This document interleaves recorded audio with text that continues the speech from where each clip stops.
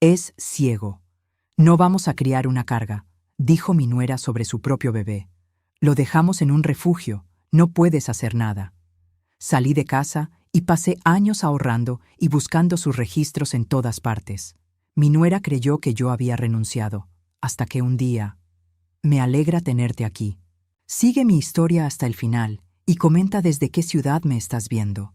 Así podré ver hasta dónde ha llegado mi historia. Es ciego. No vamos a criar una carga. Las palabras de Sofía cortaron el aire como cristales rotos.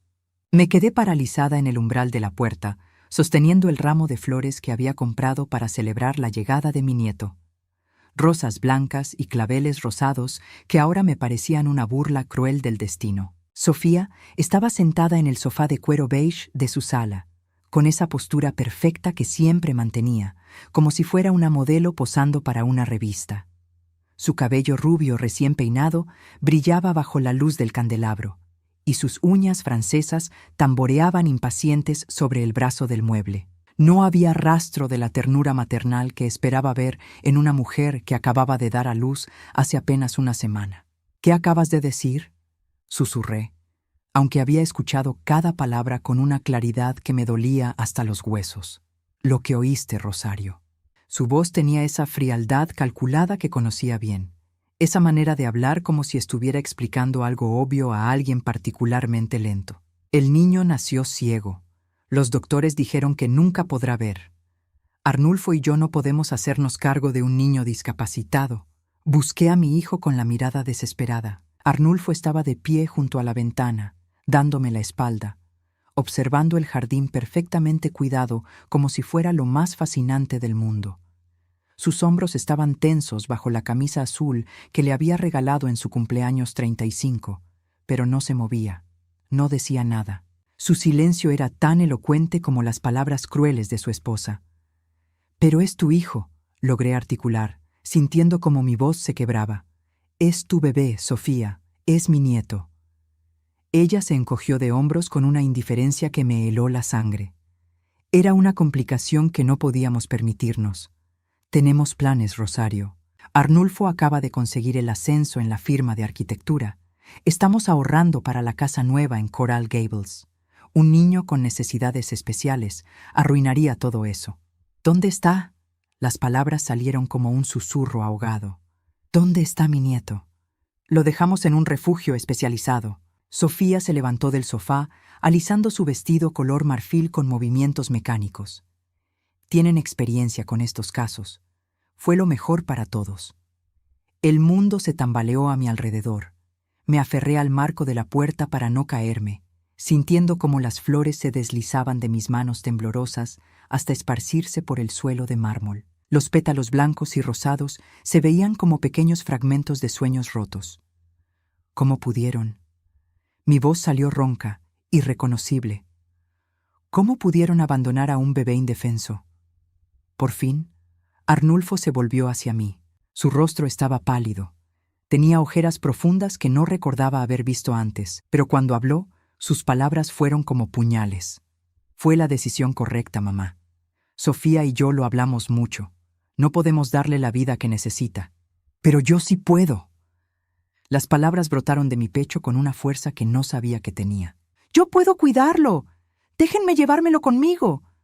Sofía soltó una risita amarga, un sonido que jamás olvidaría. «¿Tú? Rosario, por favor. Vives en ese apartamento diminuto con $800 de pensión al mes. ¿Qué podrías ofrecerle a un niño que necesita cuidados médicos especializados? ¿Terapias? ¿Doctores?» «Podría darle amor», susurré, sintiendo las lágrimas quemando mis mejillas. «Podría darle una familia». «El amor no cura la ceguera», replicó Sofía con esa crueldad práctica que la caracterizaba. «Y nosotros no somos una caridad». Me acerqué a Arnulfo, extendiendo mis manos hacia él, como había hecho tantas veces cuando era niño y necesitaba consuelo. «Hijo, por favor, es tu sangre, es parte de nosotros». Él retrocedió un paso, evitando mi mirada. «Ya está hecho, mamá. Los papeles están firmados, no puedes hacer nada». «¿Los papeles?», repetí, sin comprender. La renuncia de derechos parentales, explicó Sofía con la misma frialdad con la que habría discutido el menú del almuerzo. Firmamos la documentación ayer. Legalmente, ese niño ya no es nuestro problema. El golpe fue tan brutal que por un momento no pude respirar. Se habían deshecho de mi nieto como si fuera un objeto defectuoso, como si fuera basura que había que tirar. Y lo habían hecho en secreto, sin darme la oportunidad de siquiera conocerlo, de sostenerlo, de decirle que tenía una abuela que lo amaría sin condiciones. ¿En qué refugio?, pregunté, aferrándome a la única información que importaba. Sofía cruzó los brazos. «Eso no te incumbe». «Es mi nieto», grité, sorprendiéndome a mí misma con la fuerza de mi voz. «Tengo derecho a saber». «No tienes ningún derecho», respondió ella con una sonrisa fría. «Como te dije, los papeles están firmados. Ese niño ya no es familia tuya». Miré a Arnulfo una última vez, buscando algún rastro del niño que había criado, del joven que me abrazaba cuando tenía pesadillas, del hombre que me llamaba cada domingo para preguntarme cómo estaba. Pero el hombre que tenía frente a mí era un extraño, alguien que había elegido el camino fácil por encima de su propia sangre. «Si cambias de opinión», comencé, pero Sofía me interrumpió. «No vamos a cambiar de opinión, y si estás pensando en buscarlo, olvídalo. Hay cientos de refugios en Florida. Nunca lo encontrarás». Sus palabras fueron pronunciadas como una amenaza, pero yo las escuché como un desafío. Me agaché lentamente para recoger las flores esparcidas, una por una, sintiendo como cada movimiento me dolía hasta el alma. Cuando me incorporé, tanto Sofía como Arnulfo me observaban con una mezcla de impaciencia y desdén. «Tienes razón», dije finalmente, sorprendiéndolos con mi calma repentina. «Hay muchos refugios en Florida». Caminé hacia la puerta con pasos medidos, sintiendo sus miradas clavadas en mi espalda. Antes de salir, me detuve sin voltearme. «Pero tengo algo que ustedes no tienen», añadí con una voz que sonaba extraña incluso para mí. «Tengo tiempo». Cerré la puerta tras de mí con un clic suave que resonó como una promesa. El aire de octubre era fresco contra mi rostro mientras caminaba hacia mi viejo Honda Civic azul. Mis manos temblaban tanto que tardé varios intentos en meter la llave en la cerradura.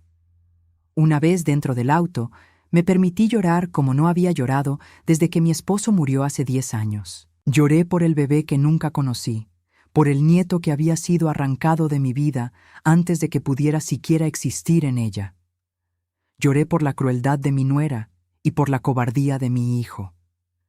Lloré por mi propia ingenuidad, por haber creído que el amor familiar era algo sagrado e inquebrantable. Pero cuando se me acabaron las lágrimas, algo más fuerte tomó su lugar.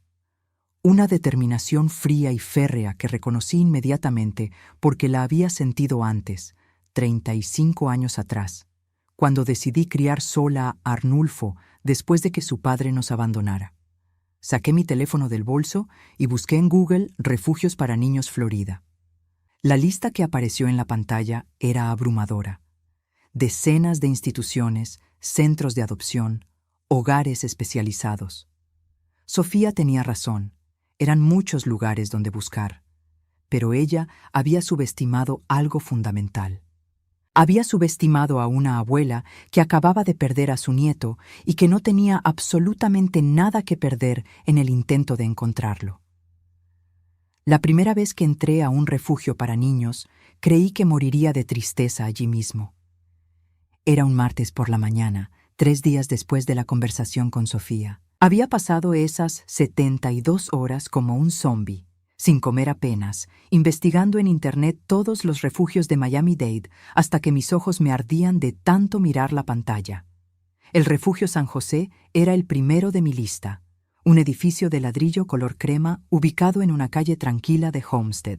La recepcionista era una mujer joven de cabello rizado que me sonrió con esa amabilidad profesional que había perfeccionado para tratar con visitantes como yo. Detrás de ella pude escuchar voces de niños jugando, risas que me llegaron como puñales al corazón. «Buenos días. ¿En qué puedo ayudarla?»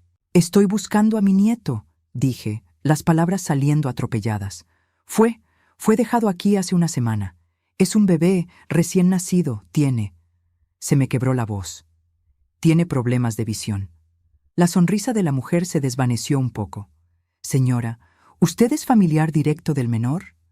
Soy su abuela. ¿Tiene documentación que lo compruebe? ¿Acta de nacimiento del niño? ¿Identificación que demuestre el parentesco? Me quedé muda. No tenía nada de eso.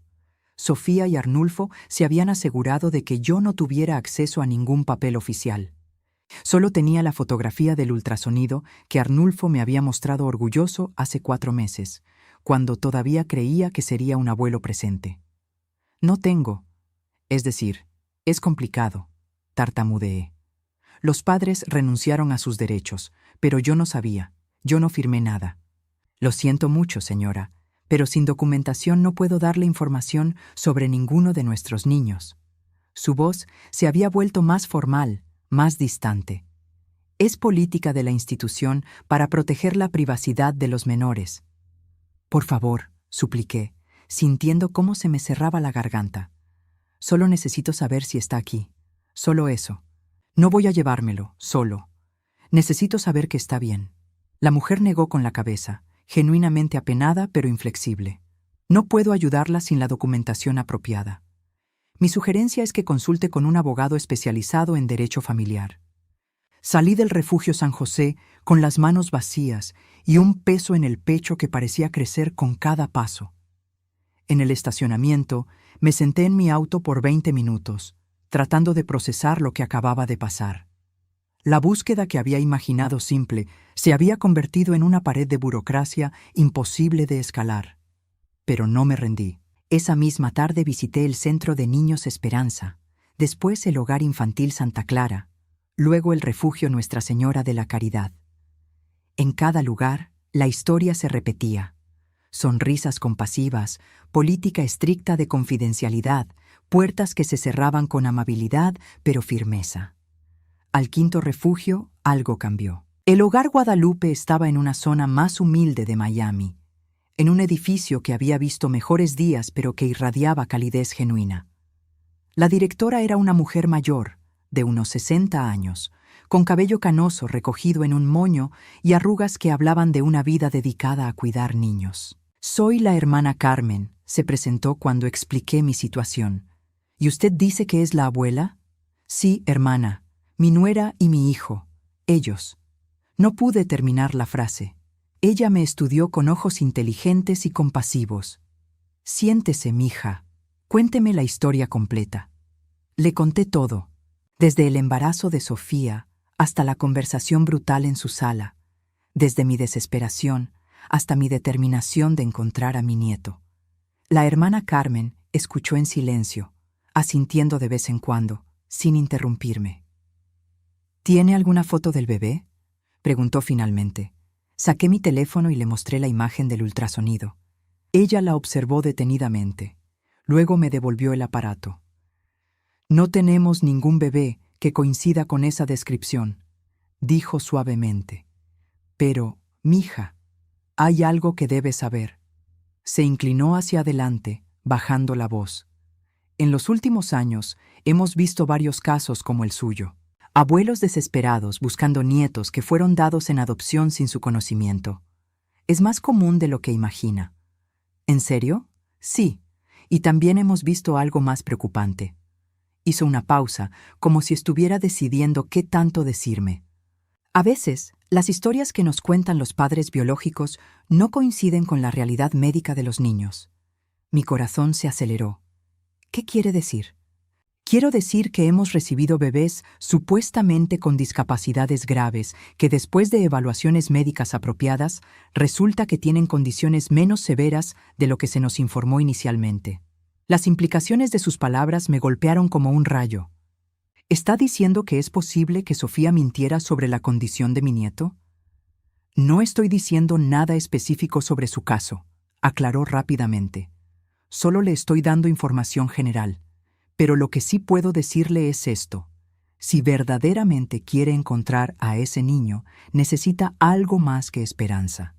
Necesita un plan. ¿Qué clase de plan? La hermana Carmen se puso de pie y caminó hacia un archivero. Sacó una carpeta gruesa y regresó a su escritorio. Esto es una lista de todos los refugios, centros de adopción y hogares de crianza temporal en un radio de 100 millas de Miami. Son 43 instituciones. Puso la carpeta frente a mí. Si su nieto está en algún lugar de esta área, está en una de estas listas. Abrí la carpeta con manos temblorosas, página tras página de nombres, direcciones, números de teléfono. Cada entrada representaba esperanza y desesperación a la vez. Pero necesita entender algo, continuó la hermana Carmen. Esta no va a ser una búsqueda fácil. Va a necesitar tiempo, dinero para gasolina y comidas y mucha paciencia. La mayoría de estos lugares no le van a dar información sin documentación legal. Entonces, ¿cómo? Algunos tienen políticas más flexibles que otros. Algunos directores son más comprensivos y algunos. Bajó la voz aún más. Algunos empleados que han trabajado mucho tiempo en este campo entienden que a veces las reglas rígidas no sirven al mejor interés de los niños. Me quedé mirando la carpeta, sintiendo el peso de la tarea que tenía por delante. 43 lugares. 43 oportunidades de enfrentar rechazo, de sentir mi corazón romperse un poco más. ¿Por qué me está ayudando?, pregunté finalmente. La hermana Carmen sonrió, y por primera vez en días no fue una sonrisa de lástima. Porque he visto lo que el amor de una abuela puede hacer por un niño, y porque algo en su historia no me suena bien. Si ese bebé fue abandonado bajo información médica incorrecta. Se encogió de hombros. Digamos que he visto demasiadas injusticias en mi carrera como para ignorar otra. Me dio también algo más valioso que la lista: esperanza renovada y una estrategia.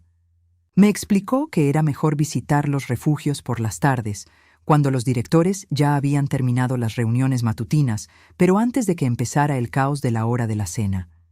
Me sugirió que llevara flores o galletas caseras, algo que humanizara mi visita, y me advirtió que no mencionara inmediatamente que no tenía documentación. A veces, me dijo mientras me acompañaba a la puerta, la información llega de maneras inesperadas. Mantenga los ojos y oídos abiertos. Esa noche, en mi apartamento de una habitación en Little Havana, extendí la lista sobre mi mesa de cocina.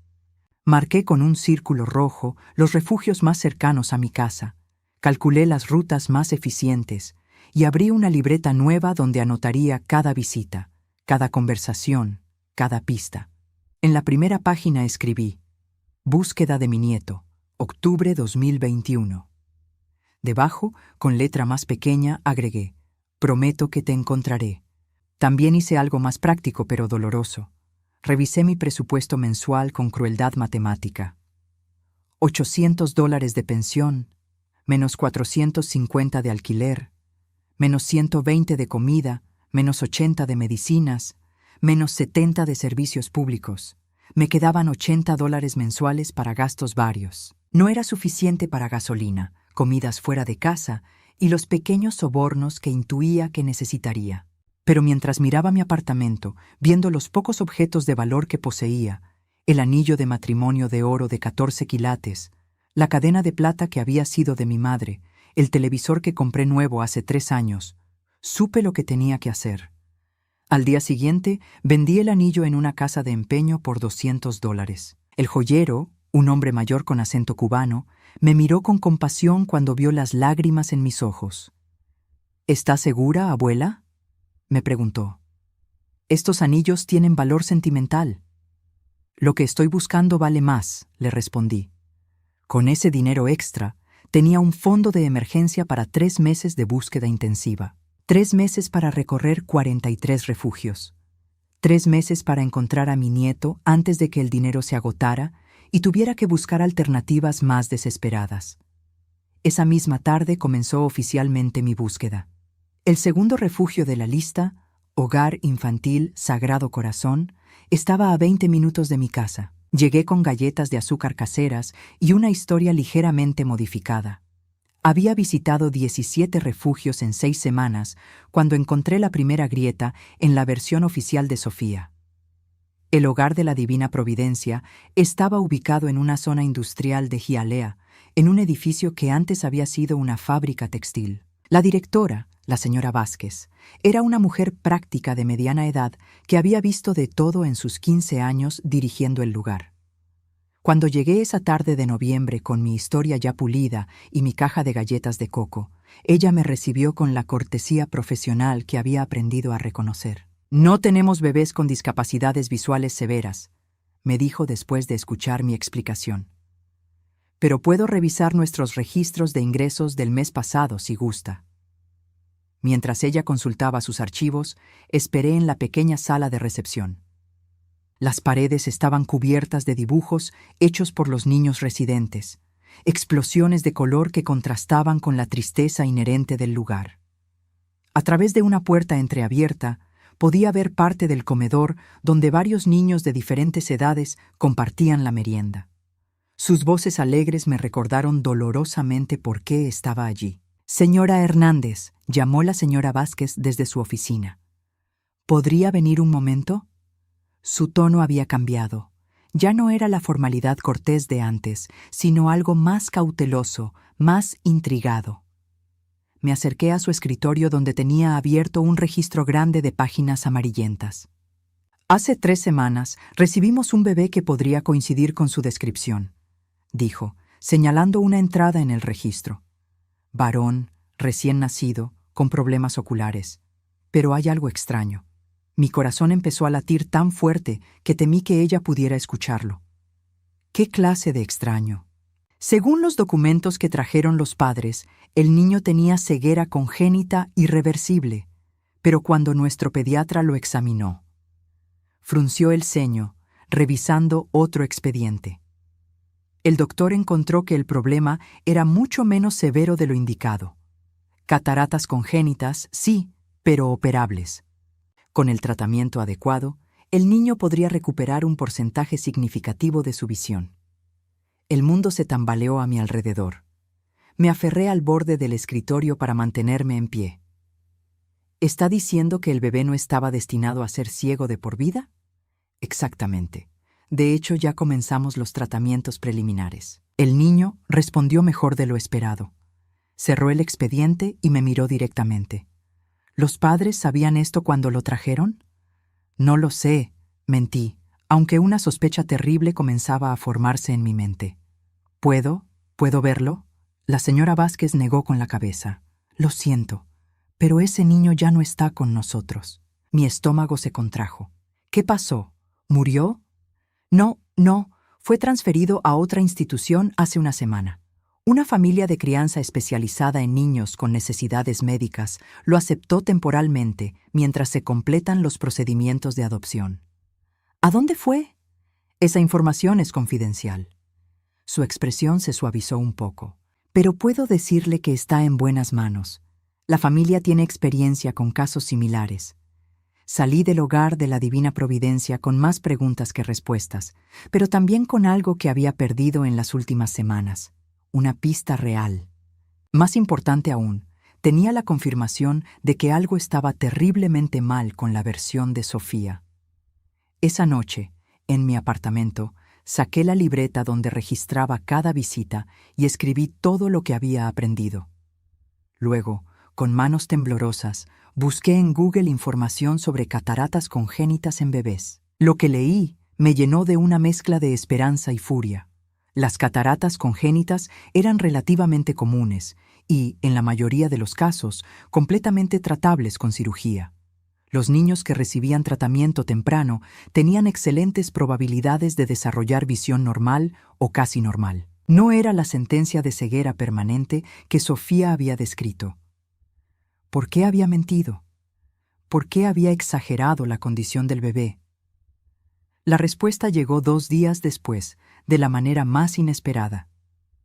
Estaba en el supermercado comprando los ingredientes para más galletas cuando escuché una voz familiar en el pasillo siguiente. Era Sofía, hablando por teléfono mientras empujaba un carrito lleno de productos caros que yo no podía permitirme. Me quedé paralizada detrás de la estantería de harinas, el corazón latiendo tan fuerte que temí que me delatara. Su voz llegaba clara y nítida. «No, mami, Te dije que todo salió perfecto, estaba diciendo. El médico confirmó que no había ningún problema serio con el bebé, solo unas cataratas menores que se podían operar fácilmente. Pero Arnulfo no tenía que saberlo. Tuve que morderme el labio para no gritar. Mis manos apretaron la bolsa de harina hasta que casi se rompe.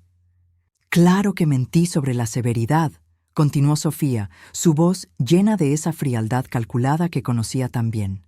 Si Arnulfo hubiera sabido que era algo operable, habría querido quedarse con el niño, y yo no iba a arruinar nuestros planes por un mocoso que ni siquiera es. Se detuvo abruptamente, como si hubiera estado a punto de decir algo que no debía. Luego, en voz más baja: «Mira, ya te expliqué la situación. El niño está mejor donde está, y nosotros podemos seguir con nuestras vidas sin complicaciones. Fin de la historia». Me quedé allí hasta que escuché sus tacones alejándose hacia la caja registradora.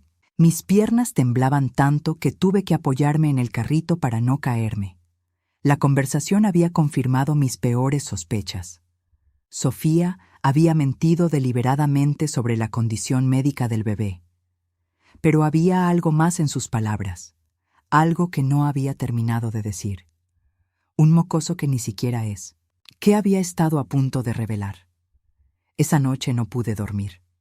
Las palabras de Sofía daban vueltas en mi cabeza como un disco rayado. Había engañado a Arnulfo sobre la severidad de la condición del bebé. Eso estaba claro. Pero la frase incompleta sugería algo más profundo, más perturbador. Al día siguiente, decidí hacer algo que había estado evitando: hablar con personas que conocían a Sofía antes de que se casara con Arnulfo. Su mejor amiga, Carmen, trabajaba en un salón de belleza en Coral Gables. Había coincidido con ella algunas veces en reuniones familiares y siempre me había parecido una mujer chismosa, pero fundamentalmente honesta. El salón Belleza Divina estaba ubicado en una plaza comercial elegante, todo espejos y luces LED que me hicieron sentir fuera de lugar con mi ropa sencilla y mi bolso gastado. Carmen estaba atendiendo a una cliente cuando llegué, aplicándole un tinte rubio platino que costaba más de lo que yo gastaba en comida en una semana. «Rosario», exclamó cuando me vio, con esa alegría exagerada que usan las mujeres en los salones de belleza. «Qué sorpresa verte por aquí. ¿Vienes por un arreglo?» «En realidad quería hablar contigo», dije, sintiéndome incómoda. «Sobre Sofía». Su expresión cambió sutilmente, volviéndose más cautelosa. «¿Sofía? ¿Pasó algo?» «Es sobre el bebé», expliqué, manteniendo la voz baja para no interferir con las otras clientas. Hubo algunas complicaciones. Carmen terminó de aplicar el tinte a su cliente y me hizo señas para que la siguiera a una esquina más privada del salón. «Mira, Rosario, no sé qué te dijo Sofía, pero...» Se mordió el labio, claramente debatiendo cuánto revelar. «Ella me contó que el bebé tenía problemas serios. Dijo que era mejor así». «¿Mejor así?» Carmen miró alrededor para asegurarse de que nadie estuviera escuchando. «Sofía nunca quiso tener hijos, ¿sabes? Siempre me decía que los niños arruinarían su cuerpo, su estilo de vida, sus planes. Cuando se embarazó». Hizo una pausa, eligiendo sus palabras cuidadosamente. «Digamos que no fue una celebración, pero se veía feliz en las fotos que subía a las redes sociales. Sofía es muy buena actuando, pero a mí me confesó que esperaba que algo saliera mal con el embarazo». Carmen bajó la voz aún más. Cuando nació el bebé y tuvo esos problemas en los ojos, ella lo vio como una oportunidad. ¿Una oportunidad para qué? Para deshacerse del problema sin quedar como la mala del cuento. Si el bebé tenía discapacidades severas, nadie la juzgaría por darlo en adopción. Incluso Arnulfo lo entendería. Las piezas del rompecabezas empezaron a encajar en mi mente, formando una imagen que me aterrorizaba. «Carmen, ¿alguna vez Sofía mencionó dudas sobre la paternidad del bebé?» La pregunta salió antes de que pudiera detenerme. Carmen me miró con ojos muy abiertos. «¿Por qué preguntas eso?» «Solo, algo que escuché». «Puede que no sea nada». Carmen se quedó en silencio por un largo momento, su rostro pasando por varias emociones: sorpresa, comprensión y, finalmente, una especie de inevitabilidad triste. Mira, dijo finalmente, yo no sé nada con certeza, ¿está bien? Pero hubo un tiempo, hace como 8 meses, cuando Sofía andaba muy rara. Salía mucho, siempre tenía excusas para no estar en casa cuando Arnulfo llegaba del trabajo. ¿Crees que estaba teniendo una aventura? Como te digo, no sé nada seguro, pero había rumores. Su entrenador personal del gimnasio, un tipo joven, muy guapo. Algunos clientes del salón los vieron juntos en lugares donde no deberían haber estado. Carmen miró su reloj y suspiró. Tengo que volver con mi cliente, pero Rosario, si estás pensando lo que creo que estás pensando, ten mucho cuidado. Sofía no es solo vanidosa y egoísta. Puede ser muy peligrosa cuando se siente acorralada. Salí del salón con la cabeza dando vueltas. La conversación había añadido una nueva dimensión terrible a la situación. No solo Sofía había mentido sobre la severidad de la condición del bebé, sino que era posible que hubiera razones mucho más complejas detrás de su decisión de abandonarlo. Esa tarde, sentada en mi apartamento con una taza de café que se enfriaba en mis manos, consideré todas las posibilidades. Si Sofía había tenido una aventura, si existían dudas sobre la paternidad del bebé, entonces su urgencia por deshacerse de él tenía mucho más sentido. No era solo cuestión de evitar las complicaciones de criar un niño con necesidades especiales, era cuestión de eliminar la evidencia de su infidelidad. Pero si eso era cierto, significaba que mi nieto, porque seguía siendo mi nieto, sin importar quién fuera su padre biológico, había sido abandonado no solo por su discapacidad inventada, sino también como parte de un encubrimiento más amplio. La furia que sentí en ese momento fue diferente a todo lo que había experimentado antes. No era la rabia caliente de la humillación o el dolor. Era algo frío, implacable, que se asentó en mi pecho como un peso permanente. Sofía había mentido sobre todo. Había manipulado a mi hijo, había abandonado a un bebé inocente y había destruido cualquier posibilidad de que mi nieto fuera criado por su propia familia. Todo para proteger sus secretos y mantener su vida perfecta intacta. Pero había cometido un error. Me había subestimado. Abrí mi libreta a una página nueva y comencé a escribir todo lo que había descubierto. La conversación en el supermercado, las revelaciones del hogar de la Divina Providencia, los chismes del salón de belleza. Cada detalle era importante. Cada pista era un paso más cerca de la verdad completa. Y entonces, por primera vez en semanas, sonreí. No era una sonrisa de felicidad, sino algo más siniestro. Sofía creía que había ganado, que había eliminado todos los cabos sueltos de su vida desordenada. Pero no contaba con que uno de esos cabos sueltos fuera una abuela con tiempo libre, dinero ahorrado y absolutamente nada que perder. La prueba llegó de la manera más inesperada, a través de una enfermera retirada que trabajaba como voluntaria en el Hospital General de Miami. Había pasado una semana desde mi conversación con Carmen, una semana que dediqué a investigar discretamente el pasado de Sofía. Visité el gimnasio donde supuestamente había conocido a su entrenador, hablé con antiguas compañeras de trabajo, incluso conseguí el teléfono de una prima lejana que vivía en Orlando. Cada conversación me daba más piezas del rompecabezas, pero ninguna la evidencia concreta que necesitaba. Hasta que conocí a Esperanza Morales. Esperanza tenía 68 años y había trabajado en maternidad durante 30 años antes de jubilarse. Ahora donaba su tiempo ayudando a madres primerizas en el mismo hospital donde había desarrollado toda su carrera. La encontré por casualidad cuando volví al Hospital General para preguntar si tenían registros de bebés transferidos a refugios. ¿Usted está buscando información sobre un bebé con problemas oculares? Me preguntó después de que le expliqué mi situación al oficial de registros. Creo que puedo ayudarla. Me llevó a la cafetería del hospital, un lugar ruidoso lleno de médicos exhaustos y familias preocupadas.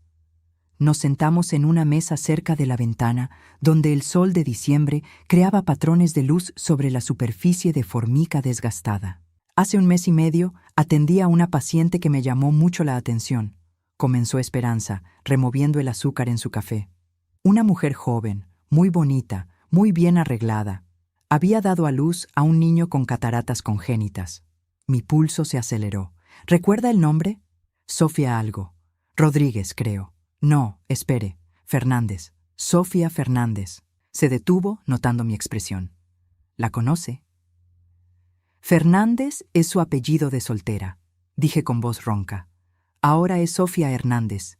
Es mi nuera. Esperanza asintió lentamente. Entonces sí era su nieto. Mire, señora, en mis 30 años de carrera he visto de todo. Madres que lloran de alegría, madres que lloran de miedo, madres que están simplemente abrumadas. Pero esta mujer, negó con la cabeza. Esta mujer no mostraba ninguna emoción maternal normal. ¿Qué quiere decir?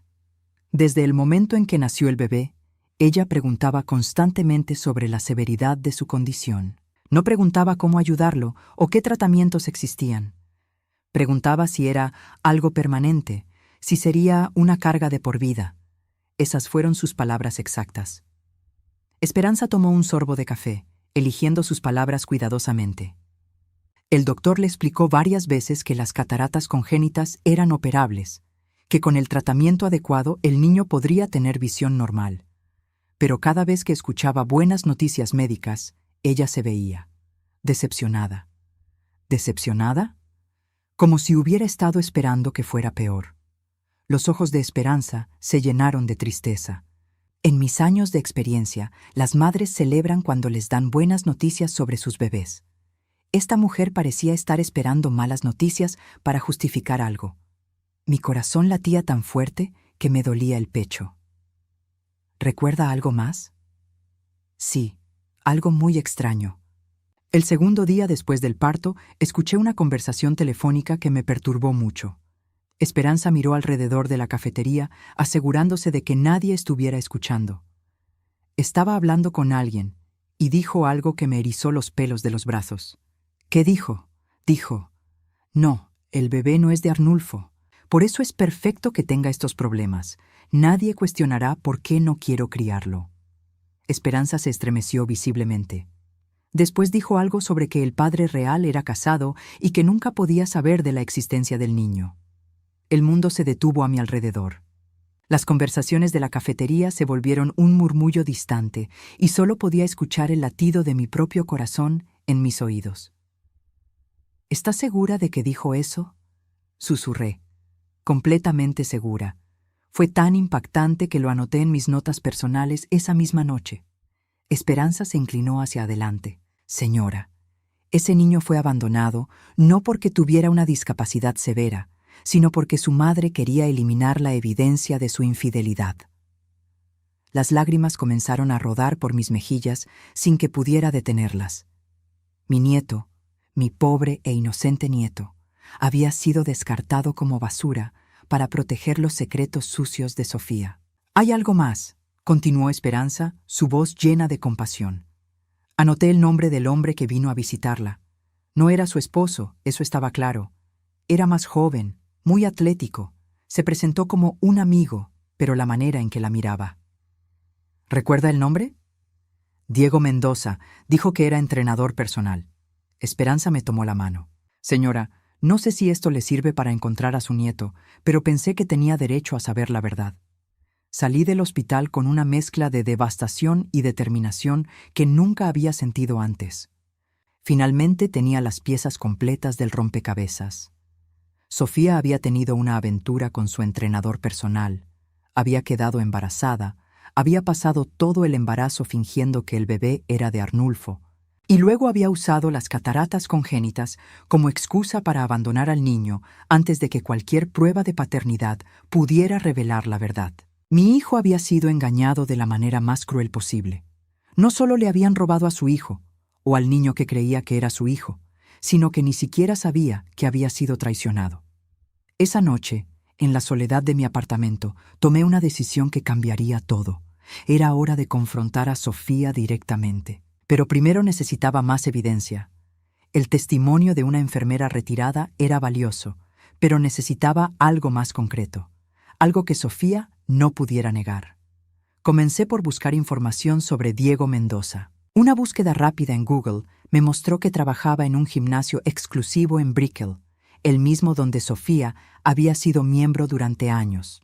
Su página de Instagram estaba llena de fotos de clientes satisfechas, la mayoría mujeres adineradas que posaban orgullosas de sus transformaciones físicas. Y allí, en una foto fechada exactamente 9 meses antes del nacimiento del bebé, estaba Sofía, sonriendo radiante en ropa deportiva ajustada, de pie muy cerca de Diego, en lo que claramente era más que una sesión de entrenamiento profesional. La descripción de la foto decía: mi clienta favorita alcanza nuevas metas cada día. A los emojis del corazón no dejaban lugar a dudas sobre la naturaleza de su relación. Seguí investigando y encontré más fotos, más evidencias. Cenas en restaurantes románticos que Sofía había etiquetado como reuniones de trabajo. Viajes de fin de semana que había justificado como retiros de bienestar. Una red completa de mentiras documentada en sus propias redes sociales.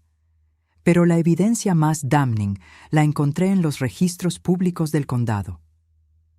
Diego Mendoza estaba casado desde hace 8 años con una mujer llamada Patricia y tenían 2 hijos pequeños. Era exactamente lo que Esperanza había escuchado: un hombre casado que nunca podía reconocer su paternidad. Con toda esta información, decidí que era momento de una confrontación directa, pero no con Sofía. Primero necesitaba hablar con Arnulfo. Mi hijo merecía saber la verdad sobre la mujer con la que se había casado y sobre el niño que había rechazado sin saber que estaba siendo manipulado. El miércoles por la tarde llamé a Arnulfo a su oficina. Su secretaria me pasó inmediatamente, como siempre había hecho durante los años en que teníamos una relación normal. «Mamá», su voz sonaba sorprendida. «¿Estás bien? No esperaba tu llamada». «Necesito hablar contigo», dije, manteniendo mi voz firme. «Es importante, muy importante. Si es sobre el bebé otra vez. Es sobre Sofía». Hubo un silencio largo al otro lado de la línea. «¿Qué pasa con Sofía? No puedo discutir esto por teléfono. ¿Puedes venir a mi apartamento esta noche? Solo tú». «Mamá, no creo que sea buena idea. Sofía se molestaría si supiera que...» «Arnulfo», lo interrumpí usando el tono que había usado cuando era niño y necesitaba que me prestara atención completa. «Ven esta noche a las 8. Hay cosas que tienes que saber sobre tu esposa y sobre el bebé que abandonaron». Otra pausa larga. «¿Qué clase de cosas?» «El tipo de cosas que cambiarán todo lo que crees que sabes sobre tu matrimonio». Colgué antes de que pudiera protestar más. Si iba a salvar a mi familia, lo que quedaba de ella, tenía que empezar siendo brutalmente honesta con mi hijo sobre la clase de mujer que había elegido como esposa. Esa noche, mientras esperaba que Arnulfo llegara, organicé toda la evidencia sobre mi mesa de cocina. Las fotos impresas de Instagram, las notas de Esperanza, los registros de los refugios que había visitado, todo dispuesto como las piezas de un rompecabezas que finalmente podía completar. Cuando sonó el timbre a las 8 en punto, respiré profundo. Lo que estaba a punto de decirle a mi hijo destruiría su matrimonio, pero era la única manera de salvar a mi nieto. Abrí la puerta y encontré a Arnulfo parado en el pasillo, con el rostro tenso y los ojos llenos de una mezcla de curiosidad y temor. «Hola, mijo», dije suavemente. «Entra. Es hora de que sepas quién es realmente tu esposa». Arnulfo se quedó en silencio durante 20 minutos completos mientras yo le mostraba cada pieza de evidencia. Las fotos, los testimonios, las notas de la enfermera, los registros del refugio. Lo observé procesar la información, viendo cómo su rostro pasaba de la incredulidad al shock, del shock a la comprensión, y finalmente de la comprensión a una furia que nunca había visto en él. Cuando terminé de hablar, se quedó sentado en mi pequeño sofá con las fotos de Instagram esparcidas sobre sus piernas, mirándolas como si fueran evidencia de un crimen, que, en cierto modo, lo eran. «No puedo creerlo», murmuró finalmente, su voz apenas un susurro. «Toda nuestra vida, todo ha sido una mentira». «No toda tu vida, mijo», dije suavemente, sentándome a su lado. «Solo los últimos 5 años, desde que conociste a Sofía. Él levantó una de las fotos donde Sofía posaba con Diego en un restaurante romántico. La había etiquetado como cena de negocios en su Instagram, pero cualquiera podía ver que no había nada profesional en la manera en que se miraban. ¿Cómo pude ser tan estúpido? Se pasó las manos por el cabello, un gesto que había hecho desde niño cuando estaba abrumado. Todas las señales estaban ahí, las excusas para salir, las llamadas que no contestaba cuando yo estaba presente, la manera en que actuaba después del nacimiento del bebé. No eres estúpido, le dije firmemente. Confiaste en tu esposa. Eso es lo que hace la gente cuando ama. Pero el bebé. Su voz se quebró. Mamá, si lo que dice esa enfermera es cierto, entonces el niño que abandonamos no era mi hijo biológico, pero tenía cataratas operables. Lo habríamos podido ayudar. Todavía podemos ayudarlo. Arnulfo me miró con ojos llenos de lágrimas. ¿Cómo? Firmamos los papeles de renuncia. Ya no tenemos derechos legales. Pero yo sí puedo seguir buscándolo. Y ahora que sabes la verdad, puedes ayudarme. Se quedó en silencio otro momento largo. Luego se enderezó en el sofá con una determinación que no había visto desde que era adolescente. ¿Qué necesitas que haga? Trabajamos hasta las 2 de la madrugada, planeando nuestra estrategia. Arnulfo tenía acceso a información que yo no tenía. Los documentos originales de la adopción, contactos en el sistema legal, recursos financieros para contratar investigadores privados si era necesario. Pero antes de todo eso, necesitábamos confrontar a Sofía. Tiene que ser mañana, dijo Arnulfo, guardando las fotos en un sobre manila. Antes de que sospeche algo. ¿Estás seguro de que estás listo para esto? Mamá, esa mujer me engañó, abandonó a un niño inocente y destruyó cualquier posibilidad de que fuéramos una familia real. No solo estoy listo, estoy deseando hacerlo. Al día siguiente, Arnulfo llamó a Sofía y le dijo que necesitaba hablar con ella sobre asuntos importantes. Le sugirió que vinieran los dos a mi apartamento porque era neutral territory y porque yo también necesitaba estar presente para la conversación. Sofía protestó, por supuesto. No quería venir a mi apartamento deprimente y no veía por qué yo tenía que estar involucrada en sus asuntos maritales. Pero Arnulfo insistió con una firmeza que la sorprendió y finalmente accedió a regañadientes. Llegaron a las 7 de la tarde. Sofía entró a mi apartamento como si fuera una reina visiting slums, con su bolso de diseñador apretado contra el pecho y una expresión de disgusto que no se molestó en ocultar. «Esto mejor sea importante, Arnulfo», dijo, eligiendo cuidadosamente el lugar más limpio del sofá para sentarse. «Cancelé mi clase de pilates por esto». «Oh, es muy importante», respondió Arnulfo con una calma que me preocupó un poco. «De hecho, va a cambiar todo». Yo me quedé de pie cerca de la mesa de la cocina donde tenía preparado el sobre con toda la evidencia. Había decidido que Arnulfo debería ser quien llevara la conversación. Era su esposa, su vida la que había sido destruida por las mentiras. «Sofía», comenzó Arnulfo, «¿recuerdas cuando me dijiste que el bebé tenía ceguera congénita irreversible?» Ella frunció el ceño. «Por supuesto que lo recuerdo. ¿Por qué estás sacando ese tema otra vez? ¿Y recuerdas que me dijiste que los doctores habían confirmado que nunca podría ver, que sería una carga de por vida? Arnulfo, ya hablamos de esto. Fue una decisión difícil pero necesaria». Su voz tenía esa irritación controlada que usaba cuando alguien cuestionaba sus decisiones. «Resulta que los doctores nunca dijeron eso». Sofía se puso rígida. «¿De qué estás hablando?» Arnulfo caminó hacia ella y se arrodilló frente al sofá, mirándola directamente a los ojos. «Estoy hablando de que mentiste, Sofía. El bebé tenía cataratas congénitas operables. Con el tratamiento adecuado, habría podido ver normalmente. Eso es ridículo. Los doctores fueron muy claros sobre su condición. No, tú fuiste muy clara sobre lo que querías que yo creyera sobre su condición». Sofía se puso de pie abruptamente, su bolso cayendo al suelo. «No voy a escuchar estas acusaciones ridículas. Vámonos. Siéntate». La autoridad en la voz de Arnulfo la detuvo en seco. Sofía lo miró con una mezcla de sorpresa y algo que podría haber sido miedo. «Siéntate, Sofía, porque apenas estamos empezando». Ella se sentó lentamente, pero mantuvo la postura defensiva. ¿Empezando con qué? Con Diego Mendoza. La reacción de Sofía fue inmediata y reveladora. Su rostro se puso pálido, sus manos comenzaron a temblar ligeramente y por primera vez desde que la conocía, perdió completamente su compostura. No sé de qué estás hablando. Tu entrenador personal, el hombre casado con quien tuviste una aventura durante 8 meses.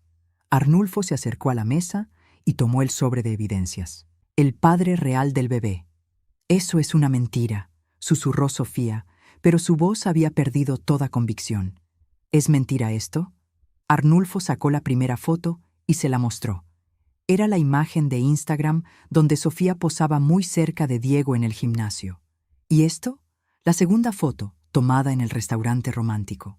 ¿Y esto? Siguió mostrándole foto tras foto, cada una más incriminatoria que la anterior. Sofía las miraba con horror creciente, como si estuviera viendo su vida desmoronarse pieza por pieza. Arnulfo, puedo explicar. Explica esto entonces.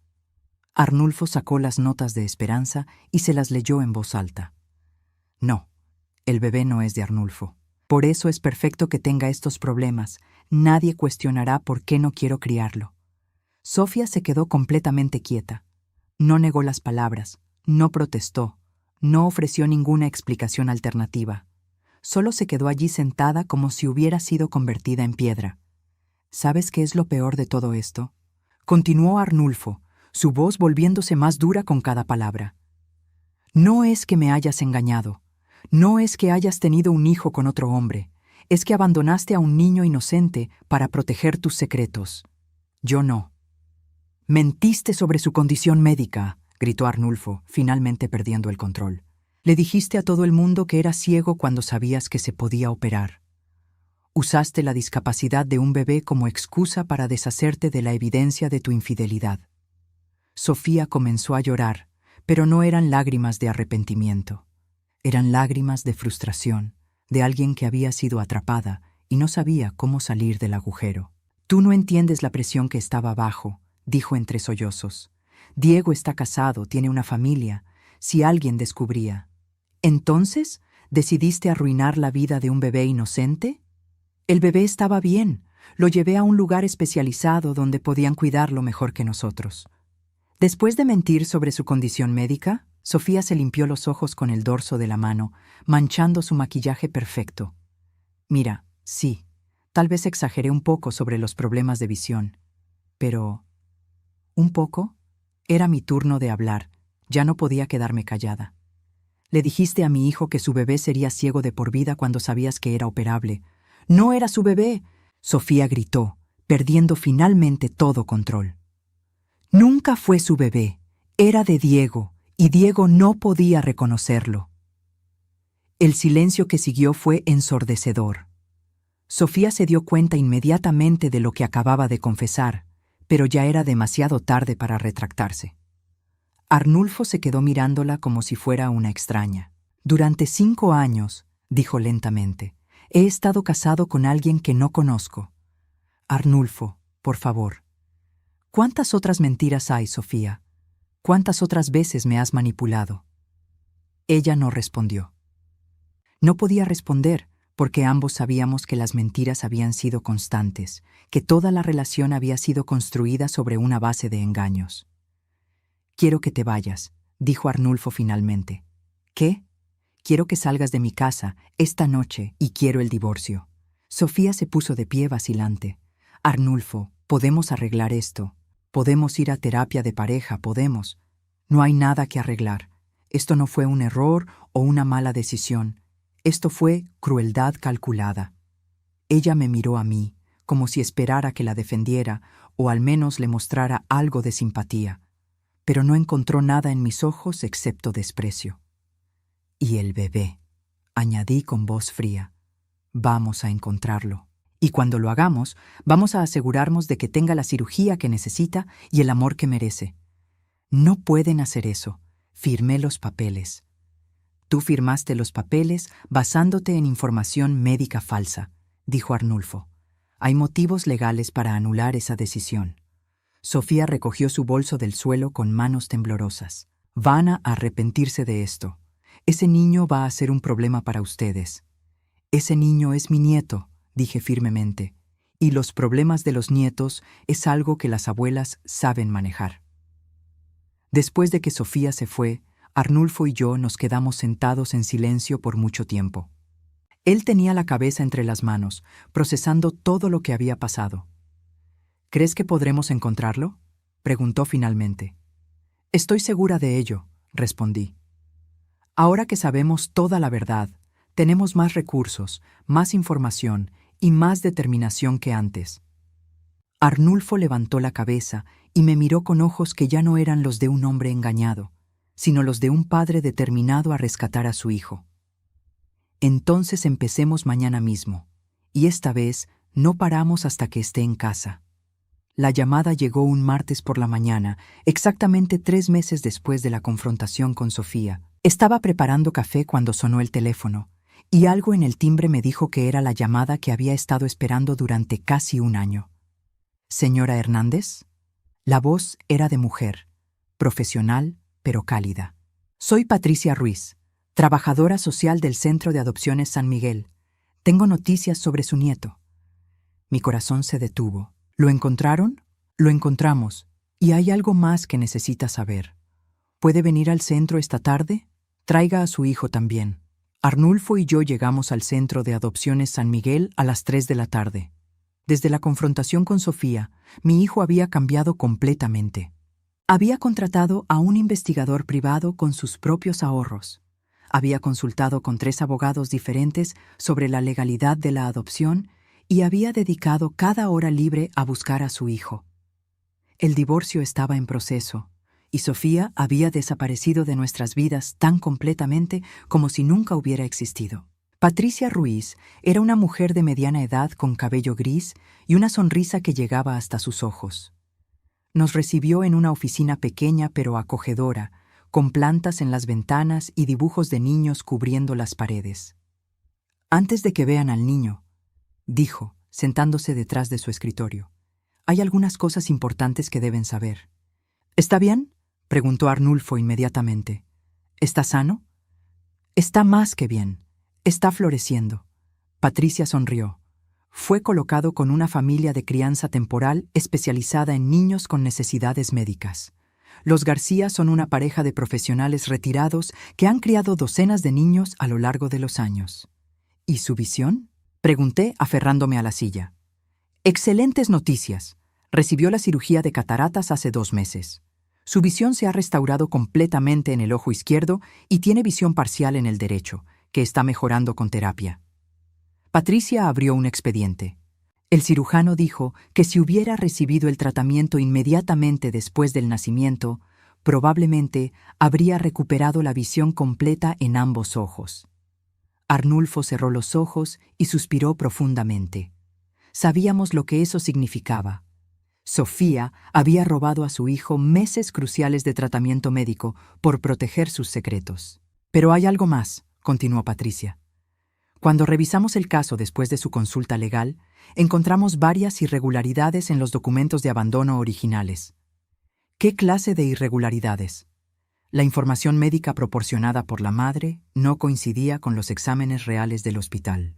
Además, descubrimos que la renuncia de derechos parentales se procesó de manera inusualmente rápida, saltándose varios pasos obligatorios de counseling. Patricia se inclinó hacia adelante. Legalmente, esto significa que la adopción puede ser anulada si los padres biológicos lo solicitan. Arnulfo y yo nos miramos.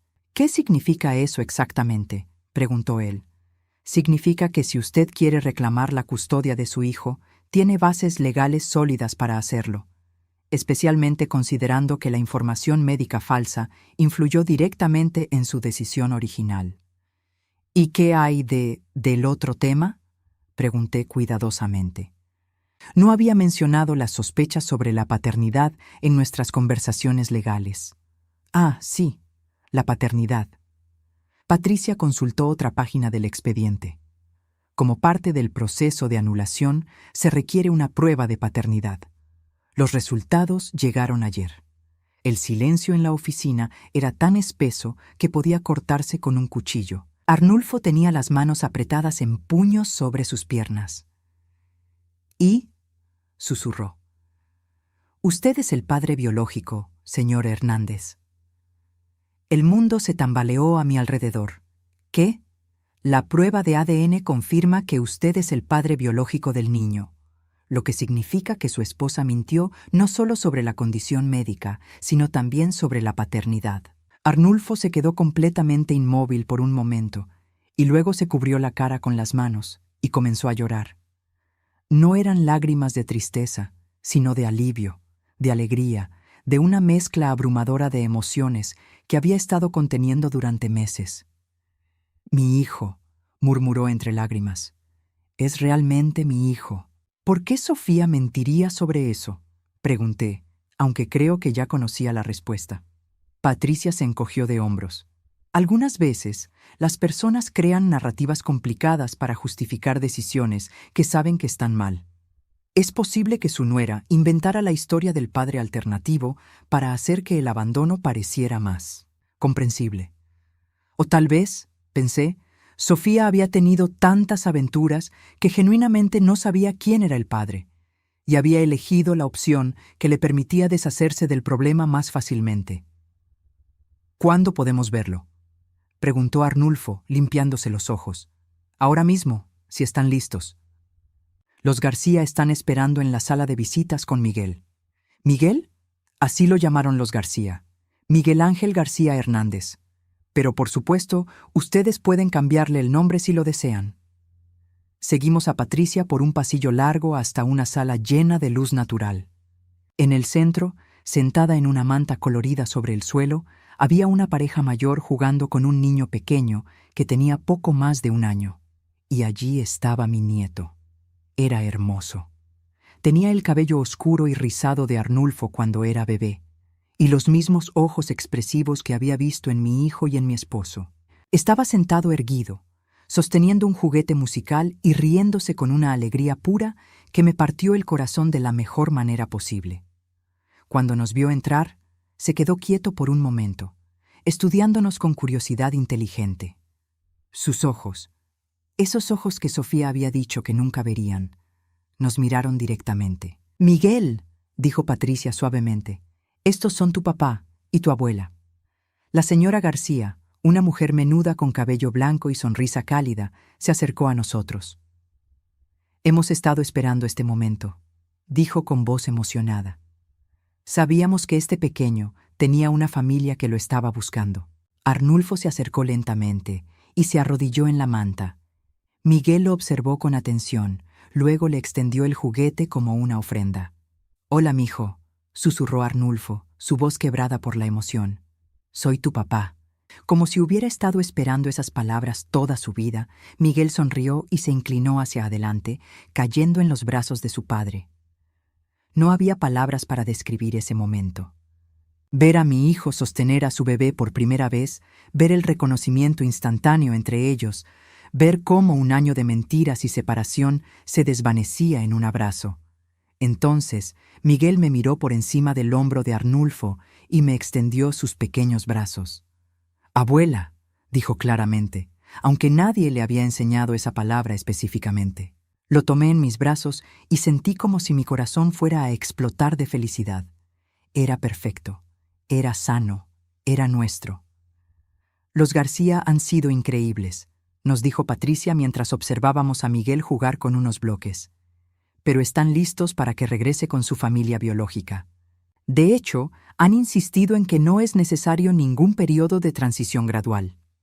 «¿No es necesario?», preguntó Arnulfo. El señor García, un hombre distinguido con bigote canoso, sonrió. «Este niño tiene una familia que lo ama y que luchó por encontrarlo. Eso es más de lo que muchos niños tienen. Puede irse a casa hoy mismo si ustedes están listos». «¿Hoy?», respiré. «Todos los papeles legales están en orden», confirmó Patricia. «La custodia temporal puede transferirse inmediatamente, y la adopción formal será solo una formalidad». Arnulfo miró a Miguel, luego me miró a mí. «¿Estás lista para ser abuela oficial?». «He estado lista desde el día que nació». 3 horas más tarde, salíamos del centro de adopciones con Miguel en mis brazos y una bolsa llena de sus pertenencias. Los García nos habían dado todo lo que había acumulado durante sus meses con ellos: ropa, juguetes, libros y un álbum de fotos documentando cada hito de su desarrollo. «Queremos que sepa que fue amado cada día que estuvo con nosotros», me dijo la señora García al despedirse, «y esperamos que nos permitan visitarlo de vez en cuando. Se ha vuelto muy especial para nosotros también». «Por supuesto», le aseguré. «Ustedes siempre serán parte de su historia». Esa noche, en el apartamento de Arnulfo, que había estado dolorosamente vacío desde que Sofía se fue, convertimos la habitación de huéspedes en un cuarto de bebé improvisado. Miguel se adaptó inmediatamente, como si nunca hubiera estado separado de nosotros. ¿Sabes qué es lo más increíble?, me dijo Arnulfo mientras veíamos a Miguel dormir en su nueva cuna. Toda esta pesadilla con Sofía. Si no hubiera pasado, nunca habríamos sabido qué clase de persona era realmente. Miguel habría crecido con una madre que lo veía como una carga. «Todo pasa por una razón», le dije, aunque honestamente no estaba segura de creer en el destino. Lo que sí sabía era que habíamos luchado por nuestro nieto y habíamos ganado. 6 meses después, Miguel dio sus primeros pasos en mi apartamento de Little Havana, que ahora estaba lleno de juguetes y risas. Arnulfo se había mudado a un lugar más grande cerca del mío para que pudiéramos criarlo juntos. Todos los días, después del trabajo, él pasaba por mi casa para cenar y bañar a Miguel antes de llevárselo a dormir. Era la familia que siempre habíamos sido, antes de que Sofía llegara a complicarlo todo. Una tarde, mientras Miguel jugaba en el parque cerca de casa, vi a una mujer familiar observándonos desde lejos. Era Sofía. Se había dejado crecer el cabello y tenía un aire de derrota que no le había visto antes. Se acercó lentamente, deteniéndose a una distancia prudente. «Se ve sano», dijo, mirando a Miguel, que reía en el columpio. «Puede ver perfectamente», respondí sin mirarla. La cirugía fue un éxito completo. Sofía no dijo nada por un momento largo. «¿Arnulfo está feliz?» «Arnulfo está donde debería haber estado desde el principio, con su hijo». «¿Y tú? ¿Me perdonas?» La miré entonces, viendo a una mujer que había perdido todo por proteger secretos que al final no eran ni siquiera reales. «No necesito perdonarte, Sofía, pero sí necesito que entiendas algo. Miguel nunca va a saber que exististe. En su historia, su madre es una mujer que no pudo cuidarlo y que hizo lo correcto al asegurarse de que llegara a las personas que sí podían amarlo. Esa es la única versión que va a conocer». Sofía asintió, lágrimas rodando por sus mejillas. «Es más generoso de lo que merezco. No es por ti, es por él». Se quedó allí unos minutos más, observando al niño que había descartado. Luego se alejó sin decir adiós. Nunca la volvimos a ver. Hoy Miguel tiene 3 años. Habla 2 idiomas, le encantan los libros y tiene una risa que puede iluminar cualquier habitación. Sus ojos, esos ojos que Sofía dijo que nunca verían, ven todo. Las mariposas en el jardín, los aviones en el cielo, las caras de las personas que lo aman incondicionalmente. Cada noche, antes de dormir, me mira con esos ojos perfectos y me dice: «Te amo, abuela». Y cada noche le respondo: «Te amo más, mi cielo, te amo más», porque esa es la verdad. Lo amo más de lo que Sofía nunca pudo amarlo, más de lo que el miedo puede medir, más de lo que las mentiras pueden destruir. Encontré a mi nieto, y en el proceso encontré de nuevo a mi hijo y a mí misma. Algunas búsquedas valen cada lágrima, cada dólar gastado, cada puerta cerrada en la cara. Algunas búsquedas salvan más de lo que esperabas encontrar.